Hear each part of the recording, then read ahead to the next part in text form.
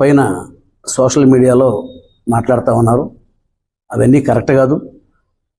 జోగి రమేష్ని మేము ఆహ్వానించలేదు.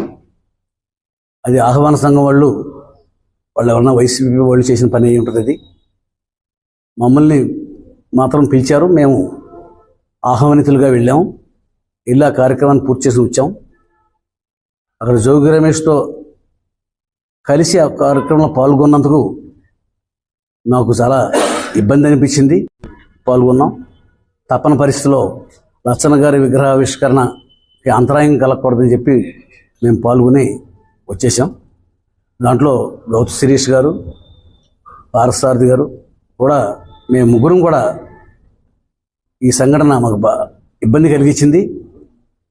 ఇది ఉద్దేశపూర్వకంగా జోగి రమేష్ని ఆ సభలోకి వస్తాడని మేము ఊహించలేదు. ఊహించి ఉంటే మేము వేరే ప్రత్యామ్నాయ మార్గం ఆలోచించి ఉండేవాళ్ళం. తీరా వెళ్ళిన తర్వాత, జరిగిన తర్వాత దాన్ని అవాయిడ్ చేయలేక ఆ కార్యక్రమాన్ని కొనసాగించాం. దీనివల్ల పార్టీ శ్రేణులు కొంతమంది అపోహలు పడి ఉంటారు, ఇబ్బంది పడి ఉంటారు. ఇది ఉద్దేశపూర్వకంగా జరిగింది కాదు. జోగి రమేష్ను మేము ఆహ్వానించలేదు. జోగి రమేష్తో మాకు ఏ రకమైన సంబంధాలు లేవు. అతను మాకు రాజకీయ ప్రత్యర్థి. ఇది అనుకోకుండా విగ్రహావిష్కరణలో అనుకోకుండా ఒకే కార్యక్రమంలో పాల్గొల్సి రావటం దురదృష్టకరం. దీని గురించి సోషల్ మీడియాలో అర్థం చేసుకోలేక అపార్థం చేసుకుని కొంతమంది రకరకాలుగా పోస్టింగ్ పెడతా ఉన్నారు.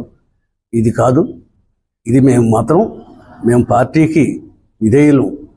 గౌతు లచ్చన్న గారు అమ్మాయి మనవరాలు శిరీష్ కానీ, పారసారథి గారు కానీ, మేము కానీ తెలుగుదేశం పార్టీకి ముఖ్యమైన నాయకులం.